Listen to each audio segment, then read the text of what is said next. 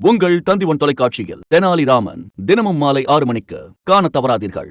10, 11, 12ஆம் வகுப்பு பொதுத் தேர்வை தனித் தேர்வாக எழுத விண்ணப்பிக்க தவறிய மாணவர்கள் தட்கல் திட்டத்தின் கீழ் விண்ணப்பிக்கலாம் என தெரிவிக்கப்பட்டுள்ளது. 11 மற்றும் 12ஆம் வகுப்பு தனித் தேர்வு மாணவர்கள் வழக்கமான கட்டணத்துடன் கூடுதலாக 1000 ரூபாய் சிறப்பு கட்டணம் சேர்த்து செலுத்த வேண்டும் என்றும், 10ஆம் வகுப்பு மாணவர்கள் வழக்கமான கட்டணத்துடன் 500 ரூபாய் கூடுதலாக கட்ட வேண்டும் என்றும் கூறப்பட்டுள்ளது.